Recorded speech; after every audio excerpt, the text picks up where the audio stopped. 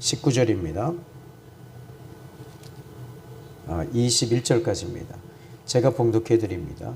너희는 만질 수 있고 불이 붙는 산과 침침함과 흑암과 폭풍과 나팔 소리와 말하는 소리가 있는 곳에 이른 것이 아니라 그 소리를 듣는 자들은 더 말씀하지 아니하시기를 구하였으니 이는 짐승이라도 그 산에 들어가면 돌로 침을 당하리라 하신 명령을 그들이 견디지 못함이라. 그 보이는 바가 이렇듯 무섭기로 모세도 이르되 내가 심히 두렵고 떨린다 하였느니라. 아멘. 오늘 이 말씀의 주제는 하나님의 임재하심입니다. 하나님의 임재. 하나님께서는 이 하나님의 백성들에게 하나님 자신을 드러내시기를 하나님은 원하고 계시거든요. 하나님의 임재가 이렇게 나타날 때 일어나는 현상이 몇 가지가 있습니다. 첫 번째는 하나님의 이제 그 공간과 시간과 우리 인간의 삶의 영역에 하나님이 그 자리에 임하실 때 이걸 임재라고 이야기를 하는데, 이 하나님의 임재가 일어날 때 이 사람에게 나타나는 현상, 첫 번째는 하나님을 심히 두려워하게 됩니다. 본문 오늘 18절로 이 19절의 말씀을 보면은 이스라엘 백성들이 신명기 9장 9장의 이제 말씀을 보시면은 금송아지를 만들고 범죄한 후에 하나님께서 크게 진노하신 사건을 이 본문은 담고 있습니다. 그래서 신명기 9장 19절 이제 오늘 이 히브리서 12장을 조명하기 전에 그 배경을 좀 이제 이 말씀을 히브리서 기자는 이야기하니까 우리는 추적해야지요. 먼저 신명기 9장 19절에 보니까 이렇게 말합니다. 여호와께서 심히 분노하사 너희를 멸하려 하셨은즉 내가 두려워하였노라. 그러나 여호와께서 그때에도 내 말을 들으셨다.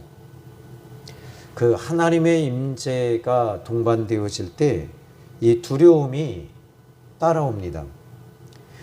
이사야 6장의 이사야에게도 이 하나님의 임재하심이 이 예배 중에 일어났습니다.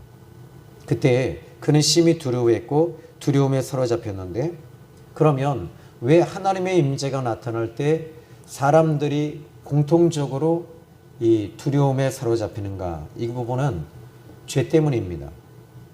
이 죄로 인해서 두려워하게 되는 것입니다. 하나님의 영광과 임재는 하나님이 이제 딱 임하실 때 하나님은 전능하신 분이시고 또 하나님은 이 죄가 없으신 분이십니다. 그러니까 하나님은 거룩하심 그 자체인 겁니다. 그러니까 사람은 아담과 하와를 통해서 이제 선악과가 우리 몸에 들어왔죠. 그런데 늘 아는 얘기지만 이 선악과가 에덴 동산에 있다가 보이는 것이 이제는 사람 몸속에 들어서 보이잖아요. 근데 이것을 먹고 선악과를 먹으면 이 선악과를 먹고 씹었을 거예요. 식도를 타고 내려가서 이 부분이 이 선악과, 이 죄악과 이 선악과 자체가 이 우리의 몸에 흡수가 되어지고 피와 이 혈관 자체에 이 죄악이 그대로 다 스며들었다고 보시면 돼요. 아무리 죄가 없는 의인이라 할지라도 죄인입니다. 이것은 아담과 하와를 통해서, 우리의 선조 아담과 하와를 통해서 우리는 온 사람들이기 때문에 이 죄에 우리는, 그래서 이 부분이 죄의 전가 또는 죄를 가지고 태어난 사람들이에요. 모두 다 죄인입니다. 그래서 바울은 로마서에도 3장에 의인은 없나니 하나도 없다라고 얘기를 했어요. 그러니까 이 죄로 인해서 하나님 앞에 우리가 설 수가 없어요. 하나님이 임재하실 때 이 죄로 인해서 우리가 두려워하는 것입니다. 이스라엘 백성들이 가지고 있는 견해가 뭐냐면, 하나님의 법궤 앞에 그들이 구경하려고 했을 때도 그랬고, 하나님의 법궤를 함부로 움직이려고 했을 때도 그들은 그 법궤 앞에서 모두 다 한결같이 즉사하고 죽어버립니다. 그 이유는 죄 때문입니다. 하나님 앞에 설 수 없는 죄인이기 때문입니다. 그래서 하나님의 임재하심이 딱 올 때 사람에게는 두려움이 수반되어지는 것입니다. 또 하나님은 전능하신 분이시기 때문에 우리는 피조물입니다. 이 전능자이시고 조물주이신 그분 앞에 우리가 설 수 없는, 그러니까 하나님이 우리와 관계를 맺으시고 하나님 아버지라고 한다는 것은 이건 엄청난 사건이에요. 엄청난 일입니다. 그래서 하나님이신 그 하나님은 전능자이시며 빛이시며 거룩함 그 자체이기 때문에 이 죄가 조금도 없으시고 빛 어두움도 없으시고 1.1핵도 하나님은 티가 없으신 분이십니다. 그러나 우리는 티도 흠도 죄도 악도 또 육신의 정욕, 안목의 정욕, 이생의 자랑, 이 세상의 것들로 우리는 가득 차 있기 때문에 하나님의 임재 앞에 우리는 두려워할 수밖에 없는 것입니다. 이사야 6장 5절에도 이 이사야가 하나님의 임재 앞에서 하나님의 임재 앞에 그가 이렇게 고백합니다. 그때 내가 말하되 화로다 나여 망하게 되었도다. 나의 입술이 부정한 사람이요 나는 입술이 부정한 백성 중에 거주하면서 만군의 여호와이신 왕을 배웠음이로다. 하나님을 본 겁니다. 하나님을 만난 것입니다. 그때 이사야 선지자는 하나님을 만나면서 두려워하면서 그가 무엇을 드러내고 있죠? 죄를 드러내고 있었던 겁니다. 하나님 앞에 설 수 없습니다 라고 하는 것입니다. 그래서 나여 망하게 됐다라는 말은 죽게 되었다는 말이고, 나는 내 입술로 너무 많은 죄를 지었고 그 입술이 부정한 사람입니다. 그리고 이 입술이 부정한 백성 중에 나는 거하면서 함께 살고 있었습니다 라고 얘기하고 있는 것입니다. 사도행전 19장에도 에베소에 부흥이 일어날 때 이 바울을 통해 성령의 임하심이 이 말씀을 증거할 때 성령이 내려오셨어요. 하나님의 임재하심이 나타나기 시작했습니다. 하나님의 임재가 나타날 때 역시 그 에베소 지역에도 같은 두려움이 수반되어졌습니다. 19장 17절에 보시면 에베소에 사는 유대인과 헬라인들이 다 이 일을 알고 두려워하여 주 예수의 이름을 높였다. 자, 두려워했다라는 말에 대해서 아까 전제도 얘기했지만 이 두려움은 첫 번째로 죄로 인해서 두려워하는 것입니다. 죄가 있기 때문에 하나님 앞에 설 수 없는 존재이기인 것입니다. 여러분 참 이 아이러니하게도 그 17세기에 그 영적 각성 운동이 일어날 때 제일 먼저 하나님은 한 사람을 만나 주십니다. 하나님의 임재가 한 사람을 만나시고 그 사람이 이제 이 죄로 인해서 오열하는 것입니다. 세상이 더럽고 타락해서 오는 것이 아니라 내가 하나님 앞에 타락한 존재이며 내가 정말 더러운 존재이며 나는 하나님 앞에 설 수 없는 죄인이라는 것을 이제 뼈 마디마디 온 영혼과 마음과 혼이 모든 것을 다 느끼기 시작을 하면서 하나님 앞에 오열을 터뜨리기 시작하고 울기 시작하는 거죠. 흐느끼는 거죠. 나는 죄인입니다. 나는 죄인입니다. 이렇게 울면서 회개하는 것입니다. 그런데 이렇게 하나님께서 이렇게 만져주신 사람, 만짐받은 사람들은 자기 죄가 먼저 드러나는 거예요. 자기 죄를 드러내는 거예요. 이것은 하나님이 나타날 때, 임재하실 때 동반적으로 일어나는 현상 중에 하나는 바로 죄가 드러나는 것입니다. 이 부분은 성경 전체에서 우리에게 이야기하고 있습니다. 그런데 죄가 있을 때 우리는 하나님 앞에 설 수 없습니다.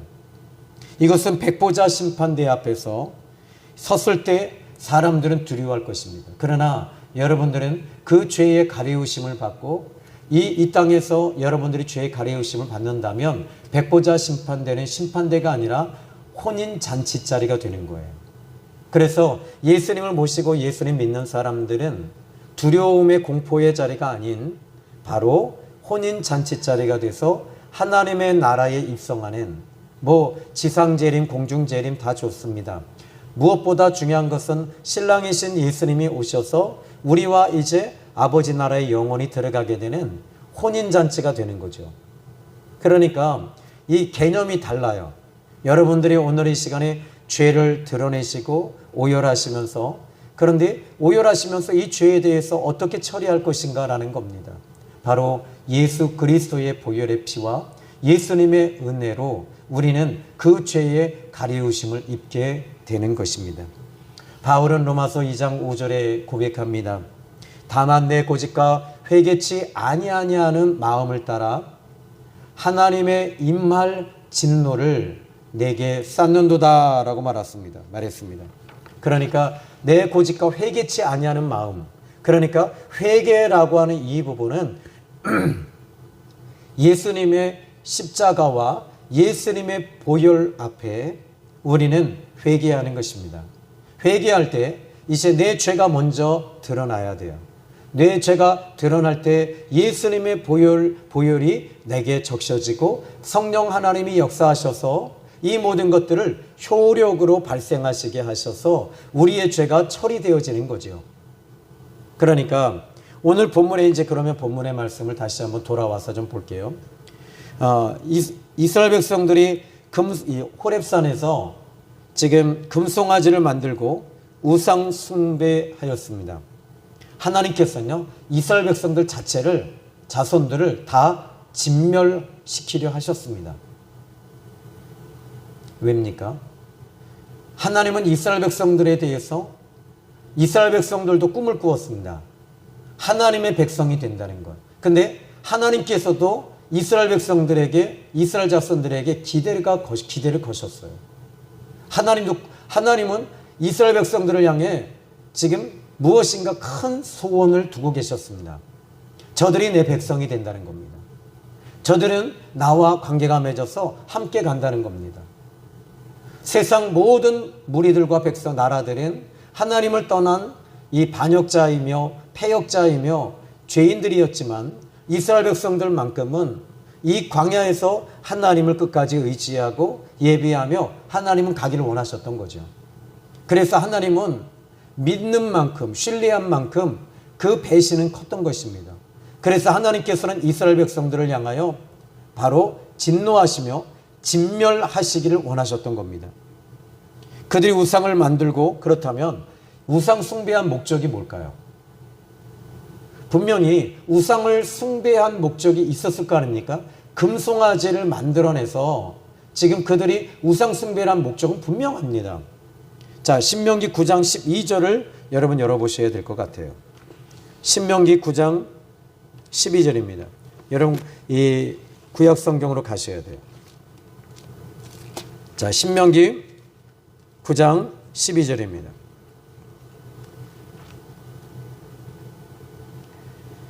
내게 이르시되 일어나 여기서 속히 내려가라. 내가 애굽에서 인도하여 낸 네 백성이 스스로 부패하여 내가 그들에게 명령한 돌을 속히 떠나 자기를 위하여 우상을 부어 만들었느니라.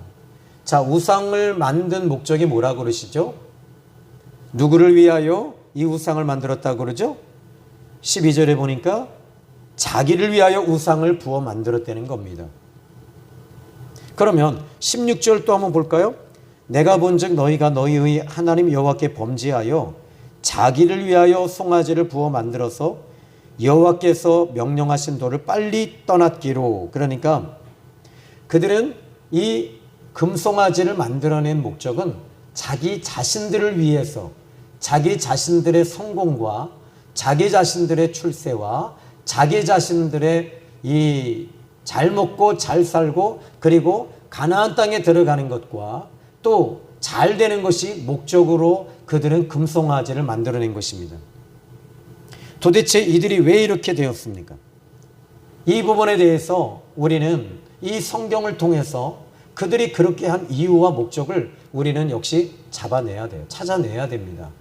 그것은 이 성경을 통해서 저는 한 가지 유추할 수 있었습니다. 그것은 무엇이냐면 하나님의 임재와 하나님의 임하심이 그들에게 끊어졌다는 것입니다. 즉 하나님과의 교제와 교통이 끊어졌기 때문에 그들은 우상을 만들어낸 것입니다. 즉 하나님과의 교제가 끊어질 때 그들에게 나타나는, 성경으로 보니까 오늘 12절에 하나님과의 교제가 끊어지면 이 교제가 뭘까요? 예배잖아요. 또 뭐죠? 여러분 지금 우리는 새벽에는 새벽 기도회 할 때 이 새벽은 지금 제가 수요 예배 때는 좀 강해를 하고요. 그리고 주일 낮 예배는 선포가 강합니다. 그리고 금요철 때는 여러분 우리 함께 뜨겁게 기도하기 위해서 이 아주 강력한 말씀을 좀 이렇게 뜨거운 말씀을 좀 많이 전합니다. 그러면 여러분 새벽에는 주로 이제 말씀을 풀어줘요. 풀어주고 어떻게 우리가 그리스도인으로서 어떻게 그리스도는 어떤 분이시며 그리스도인은 어떻게 살아야 되며 그리스도인들은 어떤 삶을 영위하고 어떻게 행동해야 되고 어떻게 무엇을 바라봐야 되며 어떻게 해야 될 것인가. 그리스도는 이 땅에서 33년을 사시면서 우리들에게 우리 그리스도인들이 어떻게 살 것인가를 친히 몸으로 보여주신 것입니다.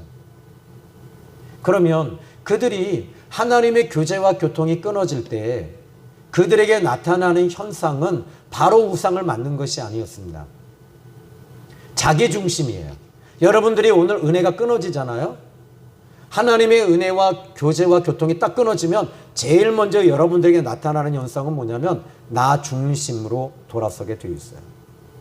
모든 것을 나 중심으로 교회를 봐요. 모든 것을 말씀도 나 중심적으로 말씀을 들어요. 이게 은혜가 끊어질 때입니다. 그리고 따라오는 게 뭔지 아십니까? 이 부분은 성경에서 이야기하기를 이 부분은 자기 중심, 자기 애, 자기 사랑, 자존심 이런 것들이 이 안에서 이 진을 치고 자리를 잡게 되면서 그 다음에는 자기 중심에서 따라오는 것은 물질애입니다. 돈을 사랑하는 거예요. 돈을 위해서 내 모든 인생을 다 거기에 정열과 모든 것을 거기에 퍼붓습니다. 이 물질과 자기애는 함께 움직여지고 있어요. 그런데 구원받고 거듭난 신자, 은혜가 있는 신자는 이 물질에 대해서 사도행전 2장을 보시면 2장 38절로 쭉 말씀을 42절까지 쭉 말씀을 보시면 그들은 초대교회 성도들은 하나님의 성령이 임한 후에 그들에게 나타난 현상은 자기들의 재산을 사도들 앞에 내놓기 시작을 했다는 거예요. 여러분 그때는 그들이 부유했기 때문에 자기의 재산을 다 사도들 앞에 교회 앞에 예물을 드렸을까요? 아니었습니다. 은혜가 그들에게 임하였기 때문입니다. 하나님의 나라가 임하였고 그리스도의 임재와 성령의 임재가 그들에게 있었기 때문에 바로 이 땅에 있는 모든 것들은 이제 뒤로 물려놓고 하나님의 나라가 먼저였으며 그리스도가 먼저였으며 하나님의 나라가 항상 우선이었으며 자기들의 목숨까지도 그들은 뒤로 물려놨던 것입니다. 이 자기들의 목숨을 항상 자기 애는 자기 목숨과 연결되어지거든요. 자기 생명. 그런데 자기 생명까지도 그리스도를 위해서 순교자의 자리까지 들어갈 수 있는 거예요. 이게 바로 스데반 집사가 한 일 아닙니까? 돌에 맞아 죽을 때도 역시 예수님을 바라보며 집중하며 예수님이 지금 보좌 위에 서서 나를 보고 계신다라고 말하고 있어요. 은혜가 떨어질 때는 어떡하죠? 그리스도가 보이지 아니하고 사람만 보이고 세상만 보이고 그리고 주변에 있는 사람들이 나한테 못한 것만 보이고 짜증만 나고 불평만 나고 화가 나고 신경질 나고 이런 것들에 집중하기 시작을 하죠. 은혜가 있을 때는 이런 일들이 벌어짐에도 불구하고 그들은 은혜 속에서 세상을 보는 것이 아니라 주님을 보면서 한 걸음 두 걸음 따라가는 것입니다. 마태복음 7장 13절로 14절에 보십시오. 좋은 문으로 들어가라. 생명으로 인도하는 문은 그 길이 좁고 협착하여 찾는 이가 적으니라. 그러나 은혜가 임한 사람들은 이 좋은 문으로 가는 것이 기쁜 거예요. 생명으로 가는 그 문이 너무 행복한 거예요. 오늘 이 시간에 여러분들이 이 겨울에 우리 생명의 샘교회 엘리베이터도 없는 교회에 한 걸음 두 걸음 올라오시면서 예배 드리시는 목적이 뭡니까? 여러분들이 은혜가 있기 때문에 오는 것이죠. 아멘 하십시오. 그래서 은혜가 떨어질 때 이스라엘 백성들은 오늘 본문에서 나타나는 현상, 그것은 바로 이렇게 12절에 이야기합니다. 내게 이르시되 일어나 여기서 속히 내려가라. 네가 애굽에서 인도하여 낸 네 백성이 스스로 부패하여. 여기에 부패했다는 겁니다. 부패했다는 말이 무슨 말이죠? 썩었다는 얘기입니다.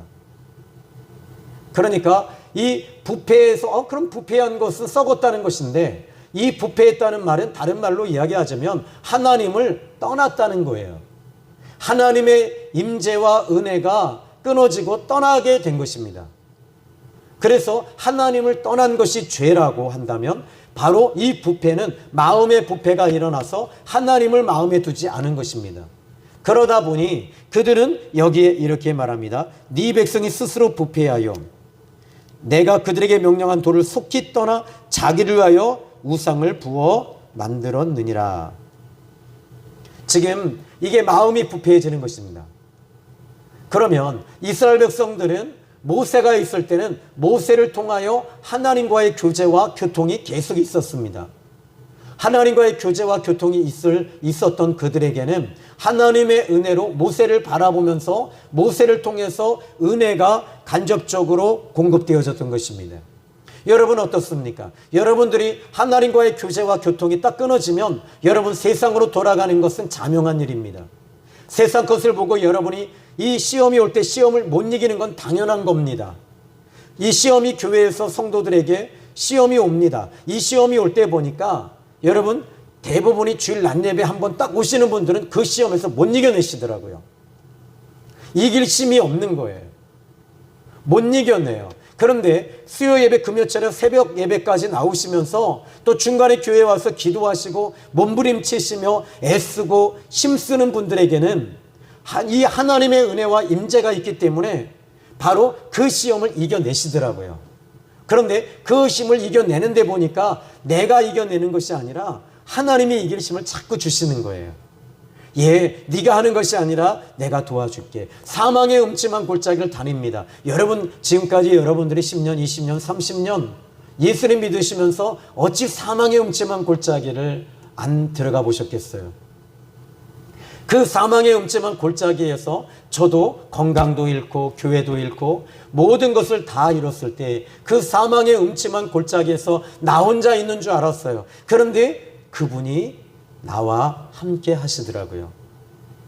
그걸 발견하는 거예요. 사람들이 나를 돕느냐 안 돕느냐, 하나님이 이 사망의 음침한 골짜기에서 사람들을 통해서 하나님이 나를 도와주시냐, 이것이 아니라 그 사망의 음침한 골짜기를 다닐지라도 내가 해를 두려워하지 아니할 것은 주의 지팡이와 막대기가 나를 안위하십니다. 이 말은 하나님이 그 자리에 함께 계시는 거예요.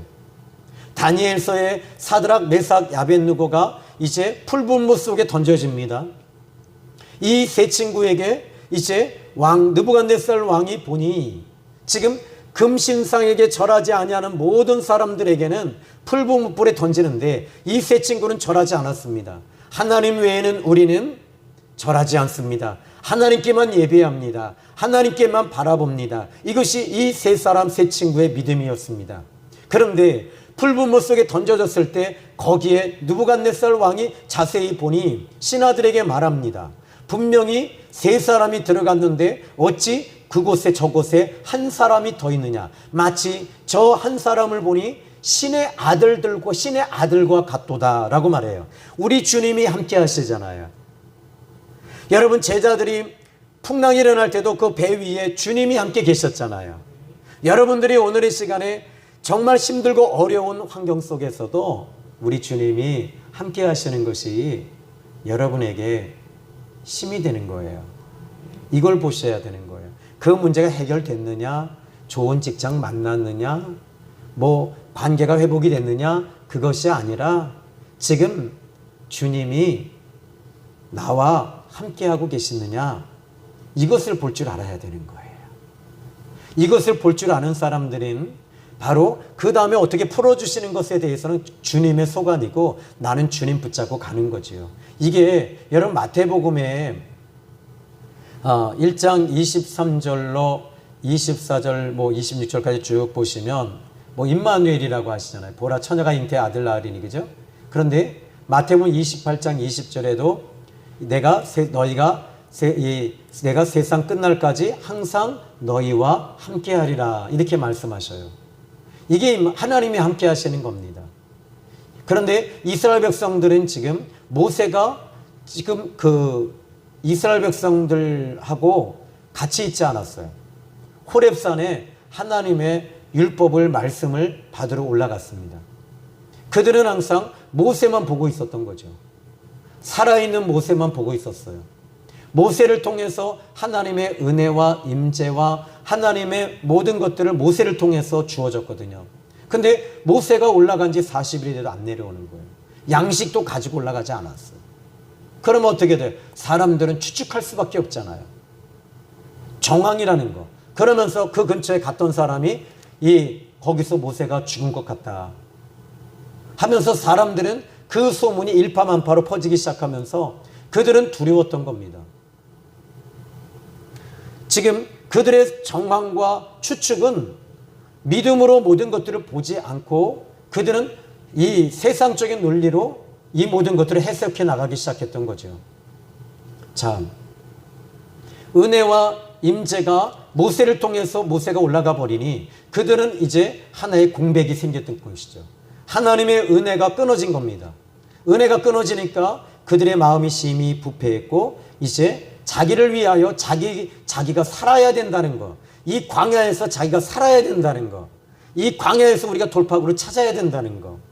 그런데 하나님을 보자니 하나님은 보이지 않고 두렵기만 하고, 그러니 그들이 편한 선택을 한 것이 금신상이었던 거죠.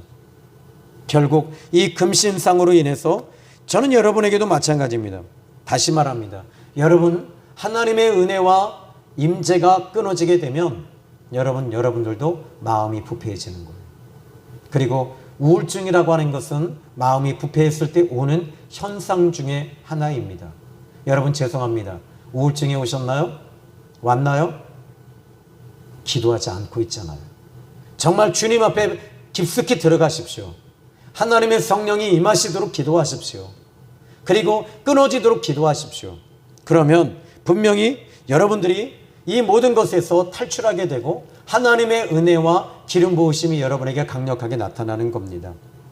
하나님의 교제는 하나님의 만남이며 임재인 것입니다. 그때 두려움이 옵니다. 이 두려움이 오면서 신자에게 나타나는 또 하나의 현상이 더 있습니다. 어느 자리로 들어가냐면 바로 경외함이라고 하는 자리로 들어가게 되는 거예요. 이 경외라는 단어는 물론 제가 시브리어나 또 그리스어나 여러 가지로 제가 유추하고 추적해서 설명해 드릴 수는 있지만 이 경외함은 여러분 바로 두 가지가 같이 병행해서 와요. 그것은 뭐냐면 존경입니다. 그리고 이 존경과 함께 사랑으로 들어가는 것이 경외함입니다. 하나님의 임재에서 나타나는 현상 두 번째는 여지없이 이제 죄를 끊고 나를 죽이고 버리고 끊고 하나님에 대해서 이제 나의 애가 아닌 하나님 사랑으로 바꿔지는 것이 이게 경외함으로 들어가는 것입니다. 시브리서 5장 7절의 말씀을 보면 그는 육체에 계실 때에 심한 통곡과 눈물로 간구와 소원을 올리셨고 그의 경외하심으로 인하여 그랬어요. 그러니까 예수님은 하나님을 두려워하셨을까요? 아니요. 예수님은 죄가 하나도 없으신 분이었어요. 그래서 이 요한복음 1장 9절에 참빛 곧 세상에 와서 비치는 빛이다라고 했어요. 그래서 예수님은 빛이다라고 하시는 거예요. 그러니까 어둠이 아니시라 빛이시었기 때문에 예수님은 죄가 하나도 없으셨던 거예요. 그러니까 예수님의 이 경외하심, 예수님은 하나님을 향하시는 두려움이 없으셨던 거예요. 심지어 이 예수님은 이 십자가 앞에서도 두려워하지 않으셨어요. 유대인들에 대해서도 두려워하지 않았어요. 제사장들에 대해서 그들이 미워하지도 아니하셨고 두려워하지도 않으셨습니다. 만약에 두려움이나 미움이나 이런 것들이 예수님에게 있었다면 그 자체가 죄이기 때문에 예수님은 빛이 될 자격 조건이 없는 것입니다. 예수님은 빛이셨습니다. 그래서 예수님은 죄가 하나도 없으셔야 할 분이었기 때문입니다. 죄가 없으셔야지 우리의 죄를 가져가실 수 있는 자격이 주어지는 거예요. 그런데 예수님은 이렇게 성경은 말합니다. 이 경외라는 단어는 두려움이다라고 말하지만 시브리서 5장 7절에서 이야기하고 있는 그의 경외하심을 인하여, 그러니까 하나님을 정말 존경하고 사랑함으로 나가고 계셨던 거죠. 들으심을 얻었느니라 이렇게 말합니다. 예수님은 하나님을 경외하셨습니다. 하나님을 두려워하셨습니다. 하나님을 존경했습니다. 하나님을 사랑하셨습니다. 이것이 바로 경외함에서 따라오는 것 중에 하나죠. 그래서 이제 여러분 이 경외함에서 나타나는 현상 하나만 더 잡아드릴게요. 이 신명기 9장 18절을 보시면요, 이렇게 말합니다. 그리고 내가 전과 같이 40주 40야를 여호와 앞에 엎드려서 떡도 먹지 아니하고 물도 마시지 아니하였으니 이는 너희가 여호와의 목전에 악을 행하여 그를 경노하게 하여 크게 죄를 지었습니다. 그러니까 40주 40야를 어떻게 했냐면 하나님 앞에 엎드려 있었다는 거예요. 그러니까 영적인 양식이 하나님을 통해서 이 영의 심이 계속 그에게 주어지고 있었던 거죠. 즉 여러분 이게 있습니다. 이 경외하심을 통해서 들어가는 현상은 하나님 앞에 서는 겁니다. 하나님 앞에 서는데 이 하나님 앞에 설 때 하나님의 마음을 품고 애통하는 것이죠. 자, 이제 지금 여기 이 18절에 보니까 여호와의 목전에 악을 행하여 그 하나님을 경노하게 하여 크게 죄를 지었기 때문이다 이렇게 말하면서 이제 18절에는 여호와 앞에 엎드렸다. 하나님 앞에 늘 서 있었던 사람이에요. 이스라엘 백성들은 하나님 앞에 서 있지 않았어요. 왜? 은혜가 끊어졌기 때문이에요. 여러분이 이 시간 이 앞에 오늘 이 수요 예배를 드리는데 하나님 앞에 서서 예배 드려 보십시오. 여러분 상상할 수 없는 역사가 일어날 거예요. 상상할 수 없는 은혜가 여러분에게 임할 겁니다. 상상할 수 없는 하나님의 만지심이 여러분에게 있을 거예요. 상상할 수 없는 하나님의 터칭하심이 여러분에게 있을 거예요. 그런데 여러분들이 오늘 이 시간에 하나님 앞에 서지 못하는 이유 중에 하나는 죄가 여러분들을 가로막고 방해하고 있기 때문입니다. 여러분의 마음이 부패해 있기 때문입니다. 이 부분은 하나님 앞에 여러분이 철저하게 철두철미하게 하나님의 은혜 가운데 여러분이 하나님의 임재 속에 회개하셔야 될 부분이에요. 이 부분은 반드시 여러분이 끄집어내야 될 부분이고 처리해야 할 부분입니다. 처리하지 않으면 이 부분은 여러분들이 나중에 이 이스라엘 백성들이 사사기에서 이 여호수아 시대에 가나안 땅 정복을 할 때 그 모든 땅을 하나님은 다 이 정복하라고 하셨어요. 근데 그들이 두려웠던 땅들이 있었던 거예요. 두려웠던 이 주민들이 있었고 원주민들이 있었어요. 그들에게는 군대가 있고 군사가 있었습니다. 그들은 그냥 그들을 놔둔 거예요. 그런데 그것이 나중에 훗날에 그들이 바로 이스라엘의 목을 치면서 들어오는 블레셋이 되었고요. 그들을 힘들게 하는 아말렉이 되었고요. 그들을 고통스럽게 하는 바벨론이 된 것입니다. 그러니까 이 부분에 대해서 여러분이 하나님 앞에 선다는 것, 오늘 이 수요 예배에 하나님 앞에 섰을 때 하나님의 은혜와 임재가 여러분에게 계속 퍼부어질 거예요. 스데반 집사는 돌에 맞아 죽을지라도 하나님 앞에 서서 주님을 보고 주님이 서 계시는 걸 보는 거예요. 사람들을 보지 않아요. 환경 보지 않아요. 물질 보지 않아요. 관계, 사람들과의 관계에 대해서 보지 않아요. 오직 예수님과 하나님 아버지의 보좌만 보고 있었던 거예요.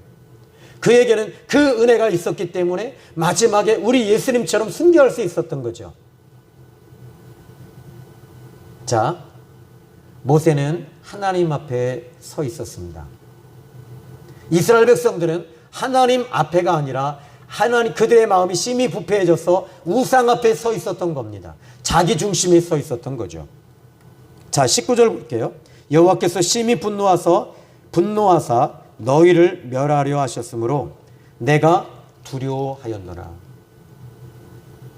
이스라엘 자손들을 진멸하려 하시고 지금 이 멸하려 하실 때 모세는 하나님을 두려워했습니다. 이 부분에 대해서 이 죄를 누가 커버해 줄 수 있는 그 무엇인가가 없었던 거예요. 우리에게는 여러분들이 이 지옥에 갈 만한 우리는 죄인들입니다. 지옥에 가야 됩니다. 그런데 예수님이 우리의 죄를 커버해 주셨잖아요.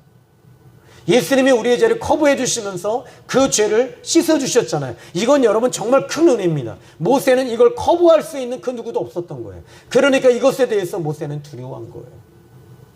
그래서 심히 두려워하여 그러나 여호와께서 그때에도 내 말을 들으셨다. 그러니까 이 중보자인 이 모세가 지금 하나님 앞에 중보하고 있었던 거예요. 근데 하나님은 이 모세의 말을 듣고 계셨다는 거예요. 여러분, 모세라는 말이 건졌다는 뜻이잖아요. 그러면 예수님은 어떤 분이시죠? 그리스도이시잖아요. 그리스도를 그리스어로는 그리스도, 시브린 말로는 메시아. 이걸 하나의 단어로 모음으로 붙이면 모세라는 뜻입니다. 모세는요, 지금 이 부분에 이 죄에 대해서 자기 자신을 커버하고 있었던 거예요. 하나님 앞에. 근데 그는 자기 자신이 커버할 수 있는 존재가 아니었어요. 사람이었기 때문에. 그래서 하나님 앞에 그는 심히 하나님을 두려워하면서 이 죄에 대해서 그가 고통하면서 오열하면서 하나님 앞에 앞으로 나가고 있었던 거예요. 그러니까 모세 같은 인물이 없었던 거죠. 그리고 20절 볼까요? 여호와께서 또 아론에게 진노하사 그를 멸하려 하셨다라고 해요.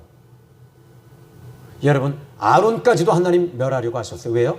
이스라엘 백성, 이스라엘 장로들이 두령들이 왔을 때 우리를 인도하여 낸 그 모세가 죽었는지 모르겠다. 우리를 인도하여 낸 신을 만들어라고 했을 때 아론은 어떻게 해야 됩니까? 기다려라. 하나님께서 분명히 이 모세를 붙잡고 계실 것이고 그는 살아있을 것이다.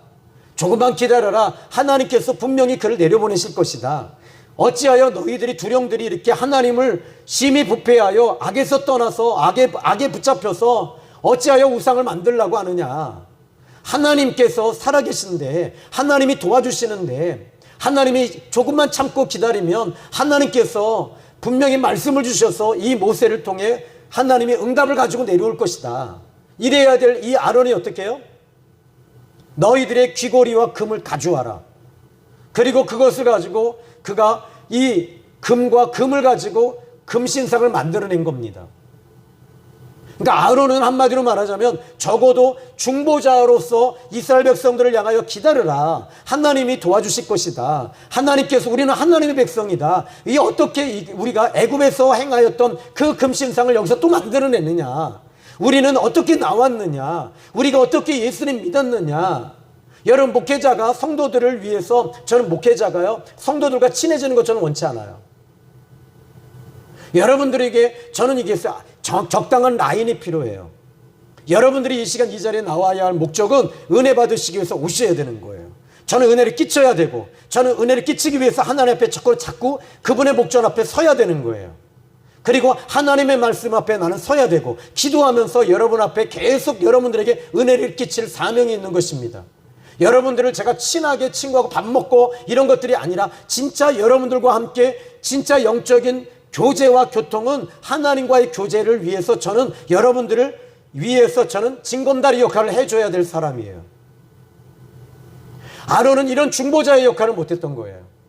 근데 모세는 그걸 하고 있어요. 그러니까 하나님은 얼마나 이 모세 이쁘셨을까요? 얼마나 기뻐하셨을까요?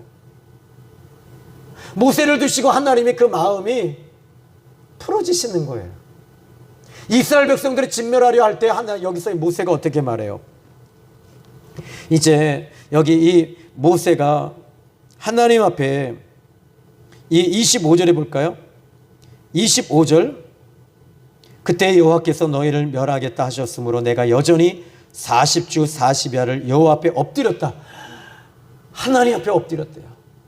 그리고 여호와께 간구하여 이르되 주 여호와여 주께서 큰 위엄으로 속량하시고 강한 손으로 애굽에서 인도하여 내신 주님의 백성 곧 주의 기업을 멸하지 마옵소서. 주의 종 아브라함과 이삭과 야곱을 생각하십시오. 이 백성의 완악함과 악과 죄를 보지 마십시오.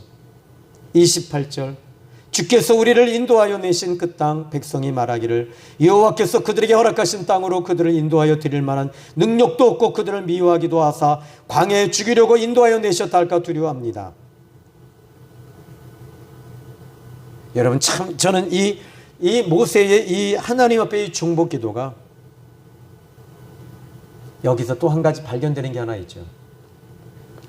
이 호렙산에 있을 때 하나님께서 이스라엘 백성들을 12절에 보니까 이렇게 말해요. 내게 이르시되 일어나 여기서 속히 내려가라. 네가 애굽에서 인도하여 낸 너의 백성. 그러니까 이스라엘 백성들은 모세만 보고 있었던 거예요. 모세의 백성이었다고 하나님 말씀하세요. 근데 모세는 이 백성을 누구의 백성이라고 얘기를 합니까? 자, 이 말씀을 좀 보십시오.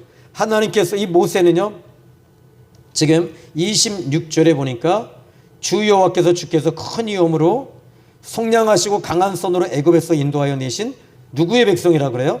내 백성이라고 얘기 안 해요. 모세의 백성이라고 안 해요. 주의 백성, 곧 주의 기업을 멸하지 마십시오.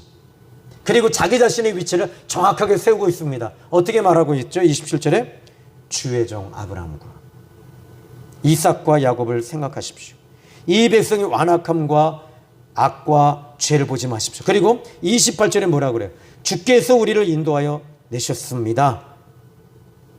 또 29절에 그들은 주의 큰 능력과 펴신 팔로 인도하여 내신 주의 백성, 주의 기업입니다. 여러분, 우리 생명의 샘교회 성도는요, 조신영 목사의 성도가 아니에요. 주님의 백성이에요. 그러면 어떻게 해야 돼요? 여러분들이 주님의 백성이라면 주님을 두려워할 줄 알아야죠. 주님 없이 살면서 어떻게 주님의 백성이라고 합니까? 우리가 이제 이 예배 끝나면 주여 세 번 외치면서 주여 주여 주여는 크게 하는데 진짜 주님이 진짜 주인이십니까? 여러분이 주인으로서 살고 있지는 않습니까? 오늘 이 시간에 좀 찔림이 있었으면 좋겠어요. 아니, 여러분들이 여기가 좀 파헤쳐졌으면 좋겠어요. 그리고 이 말씀이, 이 죄가 드러나서 주님 앞에 오해를 터뜨리면서 하나님, 내가 지금까지 주인으로서 살았습니다. 하나님, 하나님의 임재가 끊어져서, 하나님의 은혜가 끊어져서 이렇게 살았습니다. 하나님 앞에 나는 죄인입니다 하면서 오해를 터뜨리며 가슴을 치면서 여러분들이 기도하시면 어떨까요? 하나님이 어떤 예배를 기뻐하실까요? 헌금을 많이 한다고 해서 하나님 기뻐하실까? 아니잖아요. 여러분들이 내 죄를 느끼고 깨닫고 드러내면서 하나님, 나는 주님의 백성입니다. 하나님이 나 간섭해 주시지 않으시면, 하나님이 나 붙잡아 주지 아니하시면 이 죄의 늪에서 내가 헤어나올 수 없습니다. 이런 고백을 우리가 해야 되잖아요. 이게 진정한 예배잖아요. 이게 진정한 제사며 이것이 진짜 하나님이 기뻐하시는 예배거든요. 모세는 이런 중보자의 자리에 서서 자기 목숨을 걸고 하나님 앞에 생명책의 내 이름을 지워달라고까지 하면서 나 지옥에 던져질지라도 이 백성 살려내야 되겠습니다. 이것이 모세의 마음이잖아요. 이것이 주님의 마음이었던 거예요. 하나님은 이 모세에게 그 주님의 마음을 넣어주고 계셨던 거예요. 자, 모세는 주님의 마음과 우리 하나님의 마음을 품고 읽으면서 하나님 앞에 섰던 사람이었습니다. 오늘 여러분 하나님 앞에 서는 저와 여러분이 되시기를 바랍니다. 이제 저는 결론을 좀 내려봅니다. 이 시브리서 12장을 좀 이렇게 강의에 내려가다가 이 신명기 9장의 이 말씀이 지금 오버랩이 됐어요. 오버랩이 돼서 신명기 9장으로 이렇게 온 거예요. 여러분에게 저는 지금까지 말씀을 목회하면서 여러분에게 풍성하게 말씀을 전해드렸어요. 여러분들의 삶의 자리에서 이제는 여러분이 적용하시면서 오늘 이 예배가 이제 나를 위한 예배가 아니라 주님을 앞에 내 자신을 드러내고 하나님의 임재와 은혜가 내게 임할 때 내 죄가 드러나면서 오해를 터뜨리고 주님, 나는 죄인입니다. 겸손히 주님 앞에 예배하고 기도하는 여러분이 되시기를 예수님의 이름으로 축복합니다. 기도합니다. 하나님 아버지 감사합니다. 오늘 귀한 말씀을 통해 은혜 주신 하나님, 정말 하나님의 은혜와 임재가 끊어질 때 우리의 마음은 스스로 부패해지고 나 잘난 맛으로 살고 내가 똑똑하다고 내게 있는 물질로 인해서 교만해지고 하나님 얼마나 불행한 인생인지 모릅니다. 이제 하나님의 은혜 앞에 섰습니다. 하나님 앞에 섰습니다. 기도할 때 하나님, 우리 사랑하는 귀한 하나님의 아들 딸들을 붙들어 주시고 하나님께서 만나 주시고 만져 주시기를 원합니다. 예수님의 이름으로 기도했습니다. 아멘.